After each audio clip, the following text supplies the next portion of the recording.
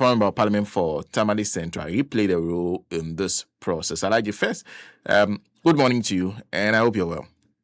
I'm fine, Sana. How are you? I'm doing compliments of the season to you. Thank you, and same to you. Merry Christmas in advance. Thank you. Many happy returns. First, let's start with your some clarification of your, because I mentioned that you played a role. No, I appeared before You appeared before the committee. Okay. Why? Yeah, because I have. So when you go to my job online, you will see that I have my case for a constitutional review, in which I stated why I think that the constitution be reviewed. Now, I also played a role in the committee set up by the former Minister for Parliamentary Affairs, when the minister thought that the constitution needed to be reviewed and set up a committee. I was not on the committee, but I worked closely with the committee to see what aspects of the constitution could be reviewed. I see. I wanted, because of what you said, I also want to find out from you. Are there some key portions of a constitution you want reviewed? What are those? So, clearly, Article 78.1. Well, the drafters of the constitution had good intentions for creating a hybrid system of government in Article 78.1 and fusing two arms of government, the legislature and the executive. So Article 78.1 is the fulcrum on which we all run around saying that we have, a constitution that is a fusion between the parliamentary system and the presidential system. It's just on Article 78.1. Now, why do I say that the framers had good intentions? It has a history. In 1979, when we started the Third Republican experiment, President Liman could not have his budget passed because of problems with his members of parliament. There were protocol issues, and those protocol issues had found its way into parliament. And so the members of parliament wanted to demonstrate to Liman that they held the power of the purse. Now, because of the strict principles of separation of powers, President Liman could not do anything. His budget rejection by his own members of parliament, or members of parliament from his own party. And so when the Third Republican Constitution was overthrown, and we had another opportunity for a Fourth Republic, the drafters of the Constitution took cognizance of what happened in the Third Republic and provided for Article 78.1, which made it possible for members of parliament to be ministers of state. The unintended consequences of that is that it has served to weaken parliament. Parliament's key role, apart from legislation, is exercising supervisory jurisdiction over the executive, holding the executive accountable. But because members of parliament by Article 78.1 are also members of the executive, you don't know who is holding who accountable. So that has served to weaken parliament. Now, the oversight role has been so compromised that you find members of parliament sitting on boards, being everywhere the executive is supposed to be. And the net effect is that parliament is weak. It's tied to the apron strings of the executive. I don't think that was what we intended. And I don't think that the flexible form of separation of powers has benefited us in the way we thought it would. And so, clearly, my position has been that Article 78.1 should go. So you spoke about the Electoral Commission and head deputies having a fixed term of office. This is not a new idea. The first time I heard of the idea was when, during the meeting with former President Kufuor by the Constitution Review Committee established by the former Minister for Parliamentary Affairs, Chairman Sebunsu. We met at, I think, there's a hotel around the airport. And then President Kufuor said that it was important for us to consider whether or not the Electoral Commission should have term ad infinitum until retirement, or we should just give the Electoral Commission a fixed term of office. The Electoral Commission included her deputies. So that was the first time. Then I thought that the idea was good. So when you go to my need for constitutional review, you will see that I captured President Kufuor's position in my paper, in which I said, yeah, it doesn't make sense that you elect one person and vest him with the responsibility of being an umpire in an election until that person attains the age of 70. And I thought that we should not give that an electoral commission a secretary of tenure extending to the time of 70 or retirement age. I also thought that in my paper, I don't know, I've not read their report yet. I also thought that the Electoral Commission should not be appointed solely by the President. I thought that we should take a leaf from the Kenyan experience, where that position is a public service position. And so the Public Services Commission must be responsible for advertising, interviewing, and nominating for consideration about 3 persons by the President. And that person, when so nominated, would then be forwarded to the Parliament for approval, and that approval must be by 2/3 majority, so overwhelming majority.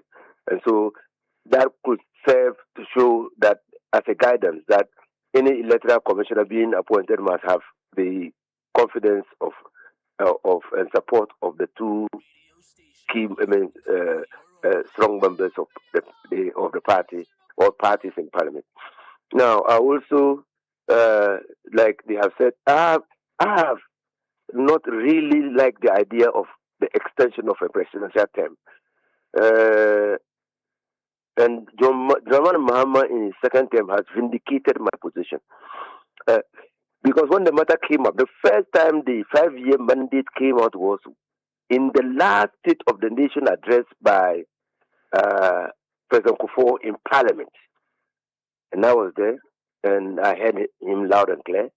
And we opposed it on the basis of the fact that we are wasting time in campaigning and setting up government does not in any way justify why we should add 1 year to the presidential term. And John Dramani Mahama has proven it right. Within the first few months, I think within the first 100 days of his presence in office, he formed his cabinet, and government was up and running. And within the first year of his government, he's achieved so much. Meaning, if we put our mind to it and clearly ensure that they are not going to go on the honeymoon and waste the 1 year setting up a government, the 1 year can count. The first year in government can count. So the reason why President Kufuor said we should give the 1 more year, we should add 1 more year because it appears to him that the term of 4 years was short, has been defeated by the approach to governance by His Excellency John Dramani Mahama in his second coming. Now, we are yet to see what happens in 2028. But again, I'm confident that because he started on a note that shows focus, determination, purpose, and intentionality, he will be able to manage the transition to another government without unnecessarily compromising the time needed to develop this country. Interesting. Because it looks like all the things you've spoken about, but for the extension of a presidential term, have been. So then what do you make of the proposal, first with the extension of a presidential term to 5 years? No, I don't. My personal view is that I don't think that's necessary. It is not necessary? Why? I've just told you that President Mahama has just shown that it's not necessary. And then you have decided Nigeria. And Nigeria is the most populous African country. And they are not considering extending their presidential term. And then we took that 4-year presidential term from the presidential system of government that is practiced in America. And they are, next year or so will be their 250 years of practicing that. And America is developed. So it just means that you can work, you can challenge politicians to work within the 4 years and actually achieve results. But what would a 5-year, a presidential term of 5 years, would it spoil anything? It will give the presidents and the elected politicians time to misbehave. Time to misbehave? Yes, because you have 1 year free. How? Yes, because if he was to set up his government in 2 months, it takes 6 months or 1 year, because he has 4 more years to go. And that is why, again, in their recommendations, I've not read the report yet, you will see that they are also recommending campaign periods to do 2 things for us. Now, because we don't have a defined campaign period, that is making our elections very expensive. So campaign is almost 365 days. So defined campaign period means that nobody will be allowed to take overt political campaigning within a certain period of time, to leave government to concentrate on the act of governing.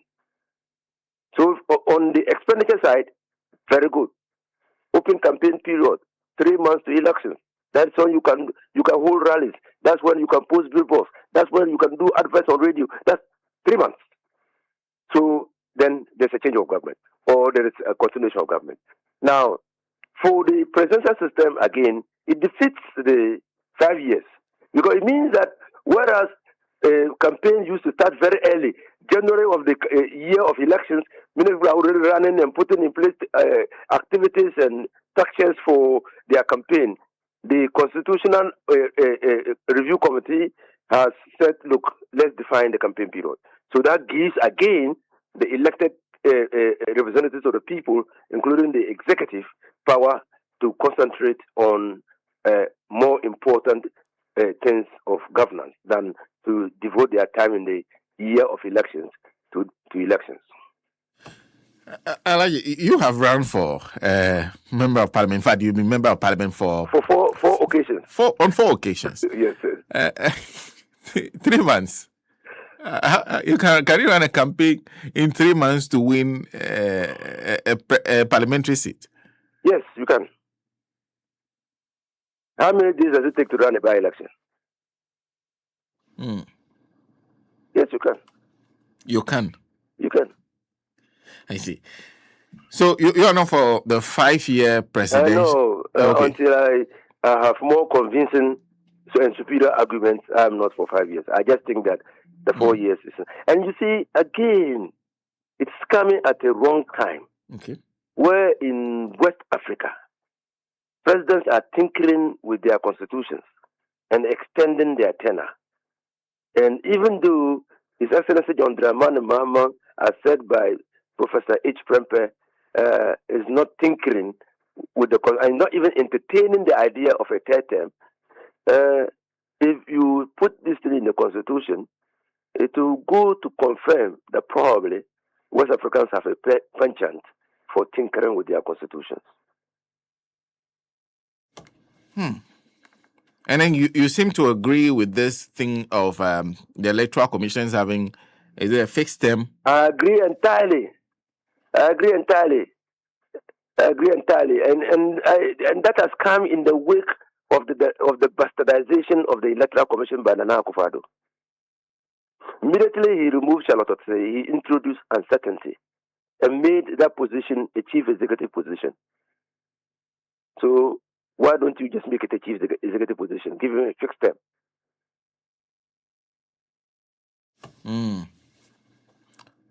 I see. Well, in fact, there are many things you're talking about. And on this matter of devolving parliament from the executive, what was your proposal? Yes, that's it. That's the Article 78.1. Amending Article 78.1 to make it impossible for members of parliament to be part of the executive. That is the fulcrum. That's what I address first. So I agree entirely with them. I mean, parliament has become weak. That's why I said that the unintended consequences of Article 78.1, which was intended to address what happened in the Third Republic under Liman, has resulted in the weakening of Parliament and the tying of Parliament to the apron strings of the executive.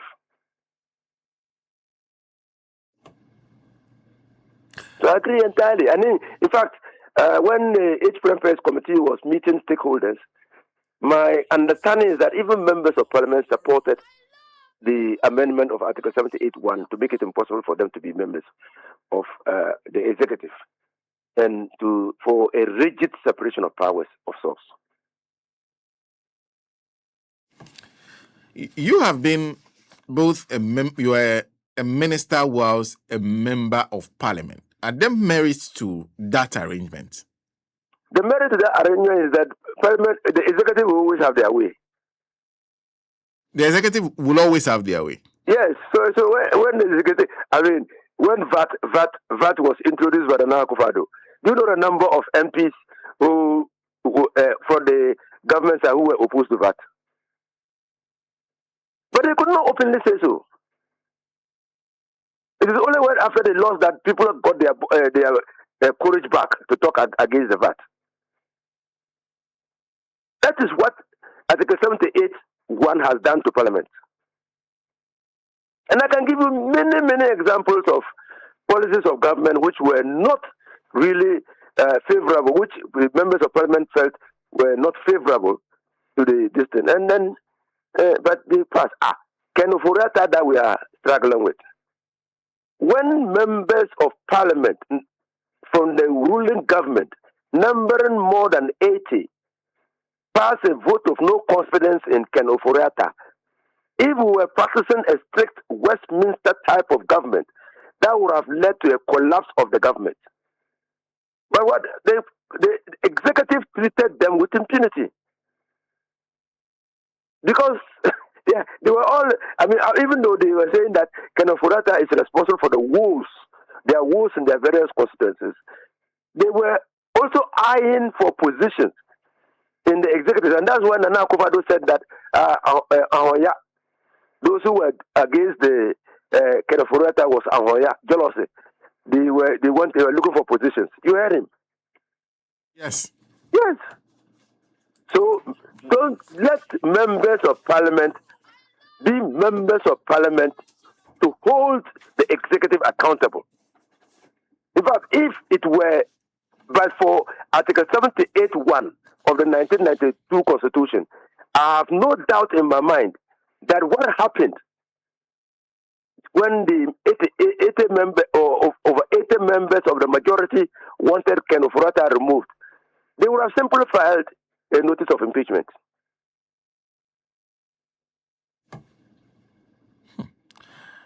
Anyway, you said what we are running currently is a hybrid between the Westminster system and the presidential system. Yes, and the fulcrum is Article 78.1. But in the Westminster system, you have like you say, a government that's fully composed of members of Parliament. Yes. And it works. Does it not? Yes, so the Westminster type of system is a system that knows of no presidential terms. That is a government of the people, strictly so-called. So you elect members of Parliament to Parliament. And the majority members of Parliament form the government. So it's a government for the people, of the people, by the people. So if the Prime Minister loses a vote of no confidence in Parliament, the government collapses. That's why the Prime Minister has no fixed term of office. He stays there until his party gets him to resign as Prime Minister or he's voted out through a vote of no confidence. So that's the difference. But in the presidential system of government, there's a term limit. And so when Montesquieu was writing about separation of powers, he didn't consider the United Kingdom as a good example of the principles of separation of powers. No, he didn't. And in fact, when like you said, there will that deal, because essentially to many people, when you are a member of Parliament, and you are a minister, it also helps in members of parliament knowing, perhaps lobbying for development in their community because they know who the minister is. He is one of them. They interact with him constantly. That will be different from when the minister is not a member of parliament at all. So why do you say that the member of parliament must go lobbying for projects? Again, we are going to put our government on a good pedestal for development for the country. And you are saying that the member of parliament elected to parliament must go to minister's office and be lobbying for projects. Mm-hmm. You know why we have low attendance in parliament? It's precisely because of that. The lobbying. The lobbying. Members of parliament are looking at the next election. Apart from lobbying for projects for their constituencies, they are about the place lobbying opinion leaders within the party and decision makers to get them into ministerial positions, into boards, into many things. So they have no time for parliament. That's why parliament is weak. I see. Then there are two things that I'll take your opinion, and then I'll get some education on what happens next. The first one has to do with the election of MMDCs. The committee is of the opinion that there has to be a phased approach to this. That not this election, the elections should not happen in all places because some of the district assemblies are way too small. That there has to be a criteria for determining where those elections happen. Do you agree? So what they are saying is that they recognize the uneven development in the district assemblies, and that not all district assemblies cannot be treated equally. I mean, simply saying that it is totally unfair to treat assemblies which are not equally circumstanced equally. So it's a matter of if you want social justice or justice or moral justice. That it is totally wrong to treat Garut and Pane District Assembly the same way you are going to treat Accra Metropolitan Assembly. You see, so that's why they have developed benchmarks. So those that can be self-sustaining, that can generate their own resources to sustain themselves and hold their elected chief executive accountable, to be given the opportunity to elect their chief executive. And then while you allow the state to help district assemblies that are weak to be strong in order to move towards an election of their district assembly, their district chief executive. And I think that is fair. Mm. And then the third term, in fact, reading the quotes is quite interesting. This Professor Kwesi Prempeh says, Mr. President, we couldn't find a place for a third term. We looked and looked, but still couldn't find. And says there wasn't much of a demand for it. The only thing was for us to clarify ambiguity in 66(2). But we didn't want to go there because we didn't think that it raises any issues of ambiguity. There are those who have pointed to the unique situation of President Mahama to say that it is possible to interpret the Constitution to be saying that the terms should be consecutive. Do you agree? Oh, no. If you read it that way, you will read it in the Constitution. I also had that I also unfortunately had that position. That's you. To be honest with you, I was even courageous in 2020 to go to John Dramani Mahama, then candidate, and tell him that we're going to work for him to win, and then when he wins, he will do 2 more terms. He told me, no, let's work to win the elections first of all before we even think of what you are talking about. So I also had that view until I went back and read the Constitution. I think that the drafters of the Constitution were very clear, and they drafted the Constitution in such a way that they left no doubt in the mind. That's why there is Article 66(2). That's why to clear any doubt. That's why there's Article 66(2). And so, unless you take off Article 62 66.2, you will think that Article 66.1 is talking about consecutive term, that is a term following the other. But Article 66.2 puts it beyond doubt that whichever occasion, whichever situation, the president is limited to 2 terms. So I also had that view. Okay. And that's why Professor, he's a professor.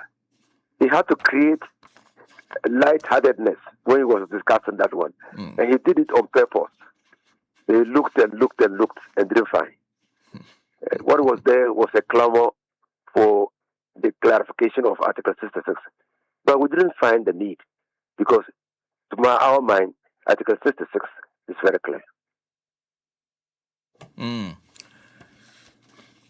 Article 66 is an entrenched clause. So, and just like Article 93 of the Constitution, which deals with the legislature. So, if the proposal to extend the term of office of the president, Article 66 is the one which gives the president 4 years. If the proposal is to extend the term of office of the president to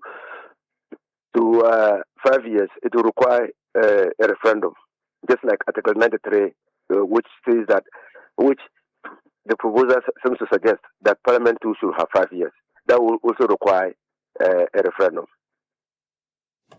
by Article 290. Okay. But what steps have to be taken before we get there? Because they've submitted the report to the president. What happens next? So that the president will have to do a white paper and then send the recommendations to what they want to do to the Council of State. Those that are straightforward, the Council of State will put their opinion and forward it to Parliament. And the Parliament, those which would require parliamentary amendments, the Parliament will then start the process of amending them by 2/3 majority. Those that will require a referendum, a question will be formulated, or questions will be formulated, and then the Electoral Commission, Central Electoral Commission, through Parliament, for the Electoral Commission to conduct a referendum. And the referendum has benchmarks. If the thresholds are met, the Electoral Commission reports back to Parliament, and Parliament simply passes. Alaji, thank you. Thank you very much for speaking to us. You're welcome. You're welcome. Alaji Inusah Fuseini is former member of Parliament for Tamale Central, and of course, former Minister for Lands and Natural Resources, former Minister for Roads and Highways, and also former Deputy Minister for Energy. So, a diversity when it comes to his thoughts on governance. So, like the matter of the third term, no. Those of you are saying third term. And I'll read to you the quote of Professor H. Kwesi Prempeh again. Mr. President, we couldn't find a place for a third term. We looked and looked, but still couldn't find. And he continued, there wasn't much of a demand for it. The only thing was for us to clarify ambiguity in 66.2. But we didn't want to go there because we didn't think that it raises any issues of ambiguity. Let me read to you 66.1 and 66.2 for those who are clamoring for President Mahama to get another term. Now, 66.1 says, a person elected as president shall, subject to clause 3 of this article, hold office for a term of 4 years beginning from date on which he is sworn in as president. And then 66.2 says, a person shall not be elected to hold office as president of Ghana for more than 2 terms. They said, a person. Listen carefully. It said, a person, Nancy, SM, Senna, shall not be elected to hold office as president of Ghana for more than 2 terms. In this case, President Mahama. I don't hear, to be very frank, I do not hear the ambiguity. There's no ambiguity in this. It's so clear. A person shall not be elected to hold office as president of Ghana for more than 2 terms. It doesn't matter when the election happens. So a person shall not be elected. So there has to be an election. They don't care when the election happened. Whether the first one happened 12 years before the second one, they said a person, once that person has held office before, the person has only one more chance. So per this constitution, to be very frank, it seems, oh yes. It's a simple, straightforward matter. They said a person, President Mahama, shall not be elected to hold office Is that as President president Mahama Day? of Ghana for more than. So I'm using him because his circumstance is peculiar, and that's why this issue has come up. I'm sure if he had run for 2 consecutive terms, nobody would be raising an issue. Yes, but he didn't get that opportunity to do it. Privilege. The people of Ghana perhaps decided that wait, we want to try this guy. If it doesn't work for us, come and see if you can fix his problems. So they brought Nanado and then brought him back. This is why we decided that he should go and come back. So fix it now. So I think President Mahama, the plan for the people of Ghana was, this party has been asking for this thing for so long. We want to give it to him. But if we let you continue for 2 terms before giving it to him, we don't know who will bring to come and solve our problem. So please wait. Let him come. Let's see what he will do. If he doesn't do it well, then you can come and fix it. So now President Mahama is back for his 2nd term. Like the constitution says, a person shall not be elected to hold office as president of Ghana for more than 2 terms. And Professor H. Kwesi Prempeh and Charlotte Osei, is that not Charlotte Osei? Yeah. Is a member, and the other persons who were part of the committee that was set up all agree that there's no ambiguity. That 4, no. That is it. When he's done with 4, that is it. And I guess he knows. So that is what has been presented to them. And I agree with the proposal on the metropolitan municipal and district assemblies. I agree completely. Because I've always held that opinion that not all assemblies are the same. Some of them, they already depend heavily on government. So for some, yes. And even the ones that I used to think we should elect their MMDCs has been whittled down to small sizes. Accra Metropolitan Assembly is 1. Right now, I don't think there's sense in electing. To be very frank, with what we have done with the decentralization process, the election doesn't make sense to me anymore. It doesn't. At this point, I think that just to let the president put people there and then decentralize development. Let them be beholden to the executive. Because if we really want to do election, we need to have assemblies that are worth voting on. Right now, I don't see the sense in it. Look at that AMA, Tudu. AMA is Tudu. They don't go anywhere. AMA is small. In fact, there are assemblies that are not metropolitan, but are bigger than Accra Metropolitan Assembly now. True. Their size, in terms of size, they are far bigger than Accra. For example, I can say for a fact that South Tongue District Assembly or Municipal Assembly is bigger than Accra Metropolitan Assembly now. And so we have enveloped it in a small area. What is the use of an election? It would make more sense to even do an election in South Tongue than to do it in Accra. It doesn't make sense anymore. I think what we have done, to me, we should just abandon this idea of election of MMDCs. I don't see the sense in it. I don't really see the sense in it. Anyway, Nancy, let's do those messages because yeah. And it's that season of Christmas again, and your favorite Bigo drink is a must-have drink on the family menu.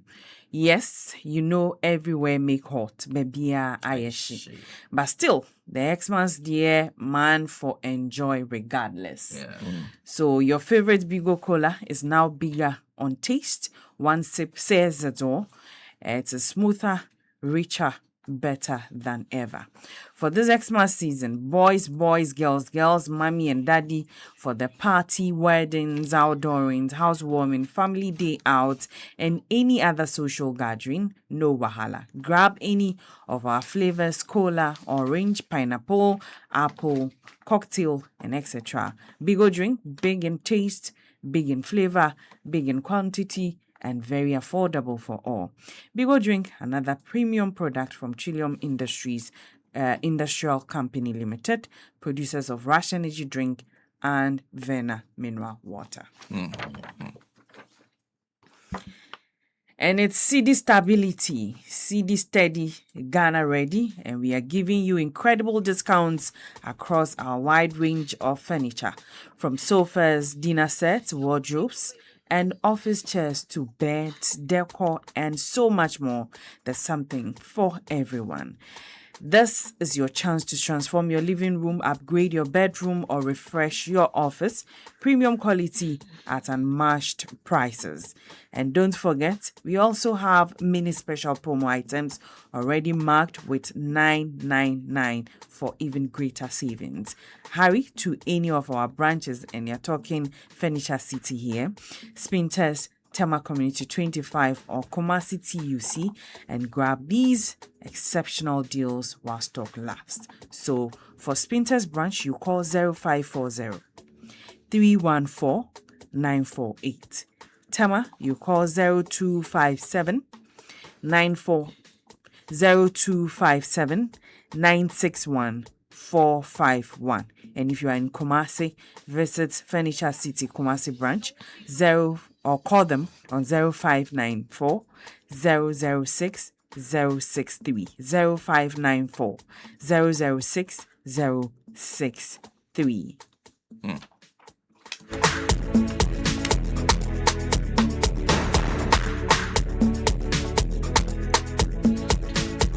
SM, do the needful. High sense before say Brunya Nedru. Tino Pacho, Brunya with the high sense say, Omamunina Fishapo. And of course, the high sense Brunya don't come is here. We started 18th December and it went on the 8th of January. We're giving you 3 whole weeks of biggest deals in Ghana. Do you need a new AC, a bigger fridge, a smarter TV, or maybe a new air fryer for the kitchen? Nancy, which of them do you need? All of them? No, I don't need that. Do you need a new AC? A bigger fridge? Yes. A smarter TV? No. Or, Okay, I need that for Afewa. Or maybe a new air fryer for the kitchen? SMD come and get a real don't go me prices on our number 1 appliances. Quality? Check. Super affordable? Check. Up to 5 years warranty? Double check. Listen carefully.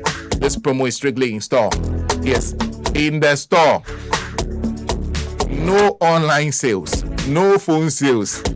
You go and listen to somebody who is speaking some dodgy English. The people who cannot string two sentences together will call you and say, this is high sense. You see, Bronya, don't call me. And no, it's not true.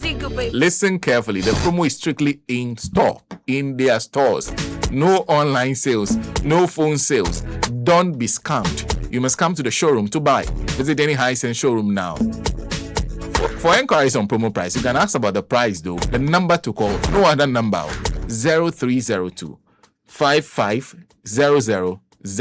Hisense has everyday prices for everyday people.